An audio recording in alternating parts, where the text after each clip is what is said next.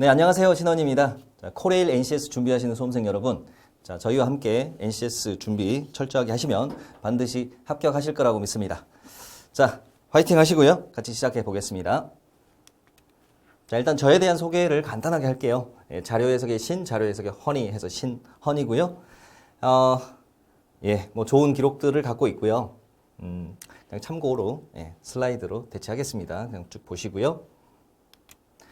자, 그 외에 이제 제 경력들도 슬라이드로 참고하시고 여기 제일 밑에 카페 주소, 이메일 주소는 체크해 두시고 뭐 궁금한 사항 있으시면 언제든지 질문해 주시면 친절하게 답변해 드리겠습니다. 자, 넘기겠습니다.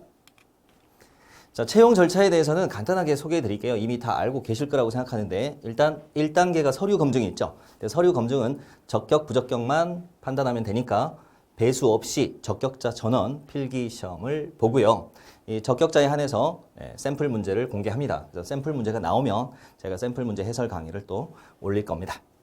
자, 필기 시험에서는 이제 합격 정원의 2배수를 뽑는데요. 50문항 60분 진행이 되고 출제 영역은 세 영역인데요. 문제 해결, 수리, 의사소통. 그래서 보통 NCS 3대 영역이라고 하죠. 그 영역들이 출제되고 있습니다. 자, 그리고 고득점자 순으로 2배수를 합격시킨다. 그리고 이제 그 다음 단계가 이제 면접 시험 및 인성 역량. 자, 그래서 사무 영업 수송 같은 경우는 실기 시험이 별도로 시행된다는 점 참고하시기 바라겠습니다. 자, 그러면 모집 인원, 선발 인원 좀 살펴보겠습니다. 자, 총원은 1275명을 뽑고요. 일반 공채에서 1145명, 보훈 추천에서 일반 70명, 상위 유공자 60명 이렇게 뽑습니다. 그리고 각 직렬별로 이렇게 분포되어 있으니까 참고하시고요. 자, 그러면 그 중에서도 일반 공채의 이제 지역별 구성을 좀 보겠습니다. 권역별로 이렇게 5개 권역이 있는데요. 각각 이 인원대로 뽑는다고 합니다. 자, 요거는 홈페이지에 그 코레일 홈페이지에도 상세하게 나와 있는 내용이니까요. 참고하시고 바로 넘어가겠습니다. 자, 출제 영역은 아까도 소개해 드렸지만 3개 영역, 여기 빨간색으로 표시된. 그러니까 NCS에서 10개 영역이 있는데 그 중에서 그 위에 있는 3개 영역만 출제된다. 자, 그 중에서도 이제 자료 해석과 관련된 영역이 수리 문제 해결인데요. 즉, 표 그래프와 함께 텍스트를 결합해서 해석하고 계산하는 문제들이 많이 나오죠. 그래서 이 계산을 빨리 하고 표 그래프 구조를 빨리 캐치하는 능력이 필요한데요. 그런 부분들을 이제 강의를 통해서 배양하시면 되겠습니다. 자, NCS 고득점 전략 일반론부터 간단히 소개해드리면요.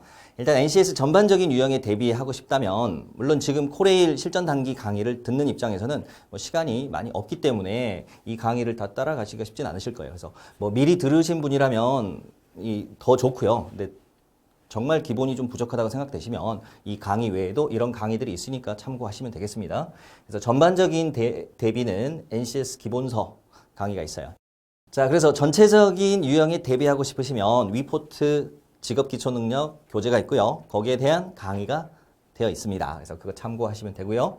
그 다음에 수리 자료 해석이 정말 취약하다 그러시면 P4 NCS 수리 자료 해석 핵심 기본서 실전 200제 강의가 있으니까 참고하시면 되겠습니다. 자, 바로 이제 구체적인 정말 실용적인 데이터를 소개해 드릴게요. 요 내용들은 공공기관 채용 박람회에서 코레일 인사 담당자께서 오셔가지고 말씀하신 내용이에요. 그 사무 기준으로 86점 정도 말씀하셨으니까 한 85점 이상을 득점을 목표로 하시고요. 선택과 집중이 중요하겠죠. 즉 모든 문제를 다 풀려고 하시면은 실제로 다 풀 수가 없어요. 그래서 본인이 어려운 문제, 시간 많이 걸리는 문제들을 체크해 두셨다가 평소에 이제 지금 모의고사 강의를 통해서도 그런 것들을 체크해 두셨다가 실전에서 그런 것들은 일단 건너뛰시고 본인이 빠르게 풀 수 있는, 자신 있게 풀 수 있는 영역 그리고 문제부터 푸시는 게 고득점에는 좋은 전략이 되겠습니다.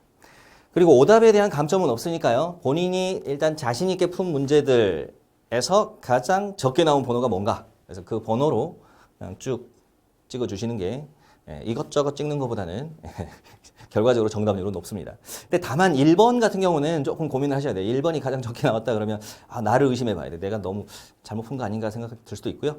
대체로 1번은 정답 개수가 상대적으로 많지는 않습니다. 그러니까 1번이 아닌 쪽으로 그 다음으로 가장 적게 나온 걸로 찍어주시는 게 좋을 것 같아요. 자, 그리고 영역별 컷은 없어요. 그러니까 세 개 영역 중에서 내가 제일 잘하는 것부터 푸시면 되겠습니다. 그래서 의사소통을 제일 잘한다. 그러면 의사소통도 푸시고, 나는 수리를 제일 잘한다. 그러면 수리부터 푸시고, 문제 해결을 제일 잘한다. 그러면 문제 해결부터 푸시면 되겠고요. 다만 본인이 자신 있다고 해서 그 영역에만 문제를 다 푸시면 시간을 다 쏟으시면 안 되겠죠. 당연히 시간 내에 배분을 잘 하셔야 되니까 다음 영역 풀 시간까지 감안하시면서 배분을 잘 하셔야 되겠습니다.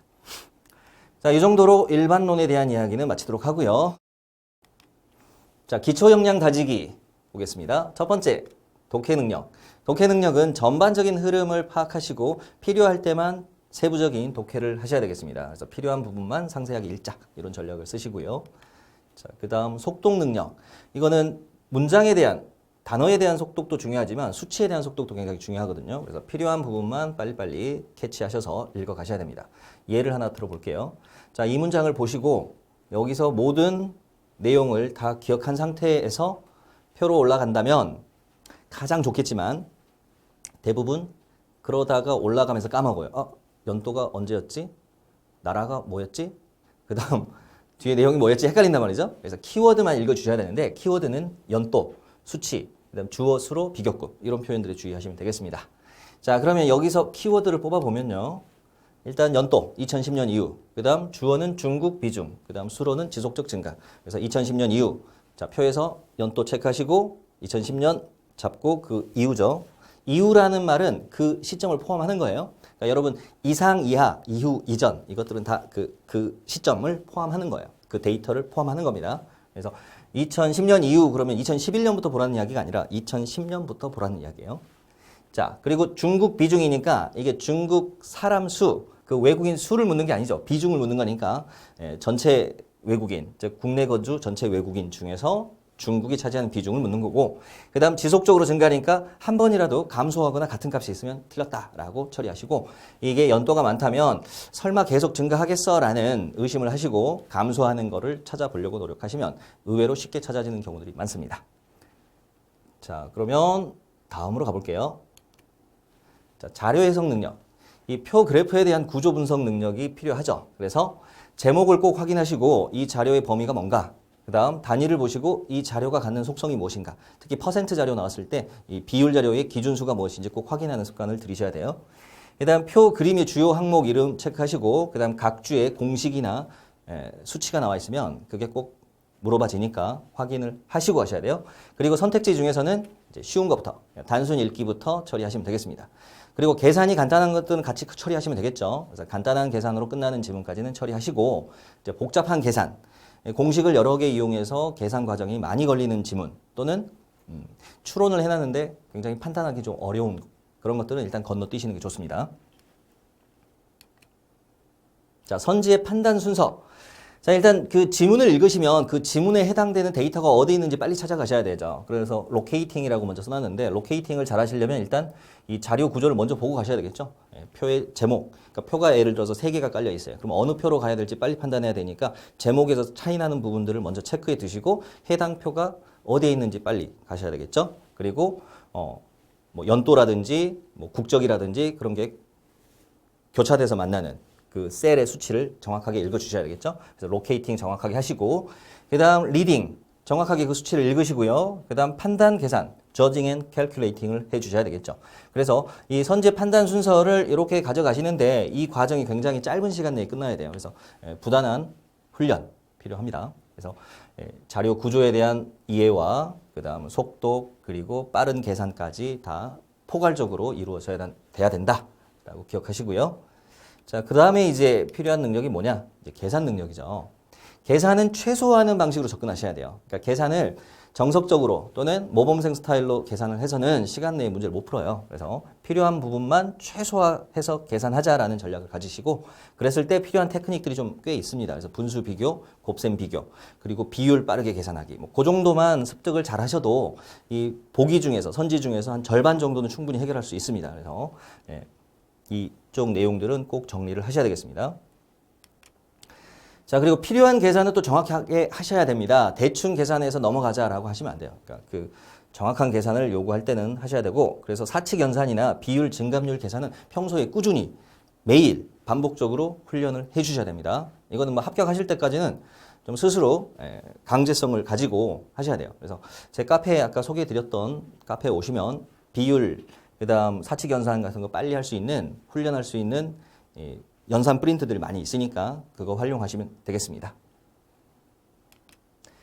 자, 이제 영역별 전략으로 들어가 볼게요. 뭐 각 영역의 전문가 선생님들께서 따로 말씀해 주실 거니까 저는 간단하게만 말씀드릴게요. 자, 의사소통 능력. 의사소통 능력은 일단 쉬운 문제, 어려운 문제 중에서 쉬운 문제를 먼저 말씀드리면 일단 짧은 문제들이죠. 그러니까 어휘어법. 물론 어휘어법 같은 경우는 아예 모르면 아예 모르는 문제가 되는데 그 판단은 빨리 끝나요. 그래서 어쨌든 틀리든 맞든 빨리 끝내고 넘어가야 됩니다. 다음 문제로.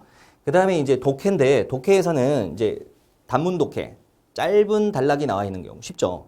특히 그 중에서도 이제 주제 묻는 거는 이제 전체 단락에서 앞부분, 뒷부분 위주로 읽으시면 대부분 답이 나옵니다. 그래서 그런 문제는 빨리 푸시고, 다만 이제 장문 독해인데 이 세부 사항을 확인하는, 그러니까 일치하지 않는 거, 뭐 부합하지 않는 거, 추론할 수 없는 거 이런 것들 이제 골라내는 거라면 이 전체를 다 체크를 해야 되기 때문에 이제 필요한 부분만 가서 읽는 게 일단 전체적으로 다 읽고 나서 판단하시는 게 아니죠. 그때는 빨리 이 선지, 보기의 내용을 보시고 해당되는 위치를 빨리 찾아가서 자세하게 읽어야 되겠죠. 그래서 전반적으로 흐름을 보시고 필요한 부분만 자세히 읽자라는 전략을 가셔야 됩니다. 그런데 이제 다만 좀 생소한 내용인 경우 아무래도 그 찾아가는 과정에서 시간이 걸려요. 그래서 본인이 좀 취약한 영역들이 있을 거 아니에요. 뭐 철학이라든지 과학이라든지 시사라든지. 그래서 정말 내가 잘 모르는 지문이 나와 있는데 아주 디테일한 걸 묻고 있다. 그러면 그거는 넘기셔도 됩니다. 그 문제는 다음에 푸셔도 돼요. 네. 자, 그리고 세트형 문제라면 최대한 풀고 가야 되겠죠. 뭐 2문제, 3문제 이렇게 걸려있는 문제라면 푸시고 가셔야 되겠죠. 자, 이 정도로 의사소통 능력에 대한 이야기는 끝내고요. 이제 수리 능력으로 가보겠습니다. 수리 능력에서 크게 두 파트를 나눠야 되겠죠. 일반 수리, 응용 수리라고도 하는데 일반 수리와 자료 해석. 근데 일반 수리도요. 이거는 판단이 빨리 끝나요. 아, 이건 내가 풀 수 있는 문제, 아닌 문제가 빨리 끝납니다. 왜냐하면 일단 문제를 봤는데 이 질문 자체를 이해를 못하는 문제들이 있죠. 그래서 문제가 이해되지 않는 거, 그건 뭐 붙들고 있으면 안 되죠. 빨리 넘기셔야 되고, 이제 문제는 이해됐어요. 뭘 물어보는지 알겠어요. 그래서 식을 세울 수가 있겠죠. 그리고 식을 세운 다음에 이제 계산만 정확하게 해주면 되니까 그런 문제라면 바로 푸셔야 되겠죠. 자, 그리고 자료 해석 문제라면 대부분의 자료 해석 문제는 시간만 충분하면 다 풀 수 있어요. 뭐 질문 자체를 이해를 못하는 경우는 거의 없어요. 주어진 표 그래프 내에서 정보는 다 있으니까. 다만 그 정보를 찾아가는 과정에서 시간이 많이 걸리는 거, 또 계산이 많이 걸리는 것들이 있으니까 그런 것들만 피해 가시면 되겠습니다. 즉 표가 여러 개 나와 있거나 표가 하나라도 양이 굉장히 많은 경우, 그리고 각 주의 공식들이 여러 개 달려 있어가지고 계산을 많이 요구하는 경우, 그리고 선택지를 봤더니 다 숫자가 쫙 깔려 있고 다 간단한 계산이 아니라 조금 뭐 분수를 여러 개를 비교한다든지 공식을 한 두세 번 써가지고 구해야 되는 그런 지문이라면, 구성이 그렇게 되어 있다면 패스하는 게 좋은 전략이 되겠습니다. 자, 그 다음에 자료 해석 문제 중에서도 그 표 차트 변환형 문제라는 게 있어요. 그 표를 그래프로 옮긴 것 중에 옳지 않은 거 고르는 문제인데 그런 경우에는 일반적으로 시간이 많이 걸려요. 그래서 이런 경우는 일단 건너뛰는 것도 좋은 전략이 되겠습니다. 근데 다만 예외적으로 꼭 풀어야 되는 문제들이 있는데요. 어떤 경우냐면 표의 양이 얼마 안 돼요. 그리고 그래프들을 봤더니 쉬운 유형들이에요. 그러니까 표에 있는 항목들을 그래프로 바로 옮겨 놓는 거. 그래서 선지의 제목들을 꼭 체크를 해보세요. 선지의 제목들을 봤더니 그래프의 제목들이 표에 있는 항목 이름하고 일치가 된다. 그러면 이건 데이터만 읽어주면 되는 거니까 쉬운 거고요. 반면에 선지의 내용들을 읽었더니 표에 없는 내용들이 나와 있어요. 그런 경우는 대부분 계산으로 나와야 되는 것들이니까 시간이 많이 걸려요. 그래서 그럴 때는 건너뛰시는 게 좋겠습니다. 자, 그럼 마지막 이제 문제 해결 능력으로 가볼게요. 문제 해결 능력은 이제 통합형 문제가 자주 출제됩니다. 그래서 독해와 수리가 결합되어 있어요. 또는 이제 피셋으로 말하면 상황 판단하고 자료 해석이 결합되어 있는 유형. 굉장히 고난이도 되겠죠. 그래서 이 통합형 문제 중에서 좀 시간이 많이 걸리는 문제는 건너뛰셔야 돼요. 어떤 거냐면 아까 이 수리 쪽에서 자료 해석하고 뭐 대동소이한 내용이에요. 자료의 양이 굉장히 많은데 또 계산을 많이 요구하는 경우. 그런 경우는 건너뛰셔야 되겠죠. 자, 한편 이제 추리 파트 문제들 중에서 고난이도도 넘기셔야 됩니다. 그래서 추리 파트 중에서 고난이도는 어떤 거냐면 뭐 자리 배정이나 순서를 결정하는데 그 등장하는 인물도 많고 등장하는 변수도 많아요. 그래서 고려해야 될 변수가 많은 경우 시간이 많이 걸리니까 일단은 넘기는 게 좋습니다. 반면에 이제 명제 문제나 참거짓 문제 중에서 명제도 간단하고 참거짓에서 등장하는 그 소재도 얼마 안 되는 경우라면 그때는 푸시는 게 좋은 전략이 되겠죠. 자, 그 다음 실무형 문제, 문제 처리형이라고도 하는데요. 실무형 문제라는 거는 실제 업무에 활용되는 그 텍스트 그리고 표 그래프가 첨부되어 가지고 문제를 구성하는데 보통 세트 문제로 나와요. 두세 문제 이렇게 나오니까 그런 경우에는 자, 너무 모르는 내용이고 계산이 많아 보이면 넘기셔도 됩니다. 다만 이제 세트형 문제라면 좀 고민을 하셔야 돼요. 세트형 문제라면 가급적이면 풀어야 되겠죠. 한 문제짜리면 넘기시고 세트 문제면 풀자. 뭐 이 정도 전략을 간단하게 소개해 드렸고요. 이제 각 영역별로 다시 유형 분석을 하면서 전략을 또 선생님들이 말씀해 주실 거니까 그 부분은 이 정도로 정리하고 넘어가겠습니다. 자, 문제를 하나 풀어볼까요? 그래서 여러분 지금 제가 시간을 1분 드릴 테니까 쭉 읽어보시고 뭐 계산까지 마무리 못 하셔도 돼요. 어떻게 풀어야 되겠다는 전략까지는 한번 세워보세요. 자, 감을 잡으셨나요? 자, 여기서 아주 기본적인 통계 개념들이 등장하죠. 평균, 중앙값, 최빈값. 그래서 그 개념들은 정리를 하고 갑시다. 자, 일단 평균이 등장하는데 자, 평균, 그 다음 중앙값, 최빈값. 이런 것들을 우리가 대표값이라고 불러요. 대표값. 또는 중심 경향치.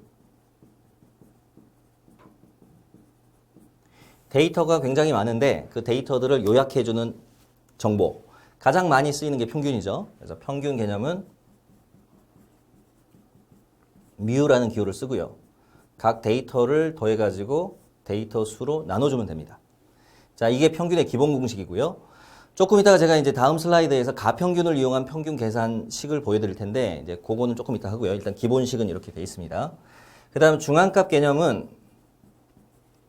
순서상의 중심이다. 순서의 중심. 순서상의 중심. 중앙값의 특징은 그 중앙값을 기준으로 그보다 큰 수와 작은 수가 동수가 되게 하는 그 값을 우리가 중앙값이라고 합니다. 그런데 중앙값의 위치를 먼저 찾아야 될 거 아니에요? 중앙값을 계산하려면 중앙값의 위치를 찾아야 되는데 2분의 n 플러스 1 이게 중앙값의 위치예요. 자, 그러면 지금 여기 데이터가 지금 8개의 데이터가 있어요. 8명. 그럼 중앙값은 어디에 있죠? 위치가? 자, 8을 여기다가 집어넣으시면 4.5가 나오겠죠. 근데 4.5번째에 해당하는 실제 값은 없어요. 그러니까 이 데이터 수가 짝수일 때는 그 앞뒤에 있는 수를 평균 내주셔야 돼요. 그래서 중앙값이 83점이라는 이야기는 이 두 개의 데이터의 평균이 83점이라는 걸로 연결을 시켜 주셔야 됩니다. 그 다음 마지막 최빈값 개념은 쉽죠. 빈도가 가장 많은 값이다 라고 생각하시면 됩니다. 자, 그러면 이제 이 내용을 정리를 했으니까 바로 들어가 볼게요. 자, 중앙값이 83점이면 여기 2의 가로가 얼마가 되겠습니까? 85가 되겠죠? 81과 85의 중간이 83이 돼야 되니까. 자, 그 다음 최빈값이 81이다. 근데 여기 지금 빈도가 2개인 게 87이라는 값이 있어요. 그러면 최빈값이 81이 되려면 빈도가 3개 이상이 나와야 되겠죠. 따라서 여기가 모두 81이라는 걸 알 수가 있겠죠. 자, 그럼 데이터는 채워 넣었으니까 이제 평균만 계산하면 되는데요. 평균을 아까 정석적으로 일단 저 8개 데이터를 다 더한 다음에 8로 나누면 나오긴 나오죠. 근데 시간이 많이 걸리죠. 그래서 좀 더 빨리 푸는 방법을 알려드릴게요. 그래서 평균은 가평균 개념을 이용해서 푸시면 빠른데요. 가평균이라는 건 뭐냐면 가짜 평균이라는 뜻이에요. 기본적인 뜻은 가짜 평균. 그런데 좀 더 정확한 의미는 임시적인 평균이라고 생각하면 돼요. 임시로 두는 값. 임시로 두는 평균이다 생각하시면 돼요. 그래서 임시로 두는 평균은 주로 이 데이터 중에서 가장 많이 보이는 뭐 최빈값을 이용하셔도 되고요. 또는 여기 중앙값을 이용하셔도 돼요. 또는 끝자리가 5나 0으로 끝나는 수 아무거나 쓰셔도 상관없어요. 그러니까 여기서 뭐 85를 기준으로 하시든 80을 기준으로 하시는 상관은 없는데 전략적으로 봤을 때는 데이터가 81이 3개가 있기 때문에 81을 이용하는 게 가장 계산은 줄입니다. 왜 그러냐면 가평균을 뮤바라고 제가 기호를 만들어 볼게요. 뮤에다가 짝대기 그은 거, 뮤바. 이게 가평균 기호인데 자, 각 데이터에서 가평균 값을 빼야 됩니다, 일단. 즉, 편차를 계산할 때 가평균을 이용해서 계산을 하는 거예요. 그리고 이것들을 다 더해요. 그 다음 데이터 수로 나눠져요. 즉, 이 가평균과의 편차들을 평균 낸다고 생각하시면 됩니다. 자, 그리고 가평균에다가 다시 더해요. 더하면 진짜 평균이 만들어져요. 이 논리로 푸시면 되겠습니다. 자, 그러면 이제 직접 풀어볼게요. 81을 기준으로 편차만 적어봅시다. 자, 72는 81에 비해서 9만큼 아래쪽에 있죠. 그래서 마이너스 9의 편차를 갖고 있어요. 그 다음 81들은 편차가 0이니까 쓸 필요가 없겠죠. 그 다음 85는 편차가 4가 되겠고요. 플러스 4. 그 다음 86은 5가 되겠고, 그 그 다음 87은 6, 6 이렇게 들어가겠죠. 그러면 여기 빨간색으로 윗줄에 적어놓은 것들을 합산을 해야 됩니다. 합산을 하는데 여기 4와 5를 지우면서 마이너스 9를 지워버리면 되겠죠. 서로 상쇄되니까. 그러면 6하고 6 두 개 남아요. 즉 이 부분이 12가 나온다는 이야기고 데이터 수가 8개니까 8분의 12, 즉 1.5가 나오겠죠. 1.5를 어디다 더해야 되죠? 82를 기준으로 잡았으니까 81에다 더해 주시면 되겠죠. 따라서 81 더하기 1.5 해서 82.5가 답이 되겠죠. 그래서 이 데이터를 8개를 더하는 과정, 다시 8로 나누는 과정을 직접 하지 않고도 빠르게 평균을 계산해낼 수가 있습니다. 자, 이 방법은 잘 기억해 두셨다가 앞으로 평균 계산할 때 꼭 활용을 해보세요. 네. 자, 그럼 공식 정리해 드리면서 마무리하겠습니다. 자, 가평균. 실제로 계산하기 번거로울 때 평균을 쓰는 공식이다. 그래서 이 공식을 기억을 해 주시면 되겠습니다. 자, 그러면 공식 체크했으니까 넘어가겠습니다. 자, 그러면 이제 합격 후기에 대한 소개 몇 개 해드리고 갈게요. 자, 2018년도 코레일 합격하신 분이 저에게 카톡 보내주신 내용인데요. 자, 최종 합격했고요. 그리고 감사 말씀 전해주셨습니다. 항상 건강하시고 앞으로도 좋은 강의 부탁드려요. 그래서 저도 이런 메시지를 받을 때 굉장히 그 사명감, 보람을 느끼고요. 그리고 좀 더 좋은 강의로 보답해야 되겠다는 그런 생각을 하게 됩니다. 축하드립니다. 자, 그리고 이분은 페이스북 메신저로 저한테 보내주셨는데 일단 코레일을 이분은 먼저 합격하셨어요. 합격하셨는데 최근에 이제 코레일 입사하신 그 후배들이 제 책을 다 봤다고 해서 생각나서 인사를 드렸다고 합니다. 예. 그리고 여기 보니까 천하제일 NCS 대회라고 하는 코레일을 뚫었다는 그런 이야기를 하네요. 그래서 서류에서 굉장히 많이 통과시키기 때문에 웬만하면 다 서류는 통과시켜주기 때문에 정말 그 실질 경쟁률이 어마어마하죠. NCS가. 네. 자, 이분은 2017년도 합격하신 분인데요. 도움이 됐다는 이야기예요. 자, 빨리빨리 넘기겠습니다. 그 다음 PSAT 수업 들었던 학생들인데요. 점수를 굉장히 크게 향상시켰죠. 그래서 뭐 이런 사례들이 있다는 거 말씀드리고, 자, 그 다음에 위포트에 이제 후기 남겨놓은 것들인데요. 뭐 좋은 강의 감사하다는 이야기들입니다. 제가 또 직접 다 소개하려니까 좀 쑥스럽네요. 빨리 넘길게요. 자, 이제 강의 소개로 넘어가겠습니다. 저희는 이제 3명이 공동 티칭을 하죠. 그래서 저는 수리 파트를 담당하고요. 박은경 선생님께서 의사소통 맡아주시고요. 그 다음 하중 쌤께서 이제 문제 해결 파트를 맡아주실 겁니다. 각 분야에서 굉장히 독보적인 선생님들이니까 굉장히 시너지 효과가 있을 거라고 생각하고요. 자, 자신감을 심어주는 강의다. 그러니까 처음부터 체계를 잘 잡은 강의를 들으시는 게 시간을 단축하고 고득점하는 지름길이 되겠습니다. 그래서 기초는 튼튼하게, 실전에서는 빠르게. 그리고 기본기 플러스 실전 테크닉으로 완벽한 준비. 그리고 수학에 약한 분들도 이해할 수 있는 쉬운 설명, 탄탄한 이론 정리. 자, 이런 것들이 키워드고요. 뭐 실제로 들어보시면 이 내용들이 타당하다는 거 인정하실 거라고 생각합니다. 자, 박은경 선생님부터 소개를 간단하게 해드리겠습니다. 박은경 선생님께서는 성대 공문학 석사시고, 그 다음 이 PSAT 언어 논리, 그 다음 리트 언어이해 강의를 하고 계십니다. 그래서 언어 분야에 대해서는 전문가, 언어 분야의 전문가시고 굉장히 쉽고 차분하게 잘 정리해 주시는 강의로 유명하십니다. 그래서 개념 정리 잘 해주실 거고 유형별 대비 잘 해주실 거라고 생각합니다. 자, 하중 선생님께서는 서울대 법대에 나오셨고요. 피셋 상황 판단 프라임 법학원에서 강의하고 계십니다. 자, 그리고 아래에 교재들 상황 판단에서 굉장히 유명하신 선생님이시고요. 그 다음 피셋4 NCS 추리 상황 판단 요 교재 또 저자이시기도 하죠. 자, 하중 선생님께서도 굉장히 좀 설명을 친절하게 잘 해주실 거예요. 그래서 잘 수학이나 이쪽에 좀 약하신 분들도 충분히 따라갈 수 있을 거라고 생각합니다. 자, 이제 마지막으로 강의 진도 확인해 보겠습니다. 제가 OT 담당이고요. 의사소통, 박은경, 수리, 신원, 문제 해결, 하중 순으로 강의가 진행될 거고요. 그리고 제가 이제 샘플 문제 나오면 그 강의하고 그 PSAT 엄선 문제 강의를 따로 해드릴 겁니다.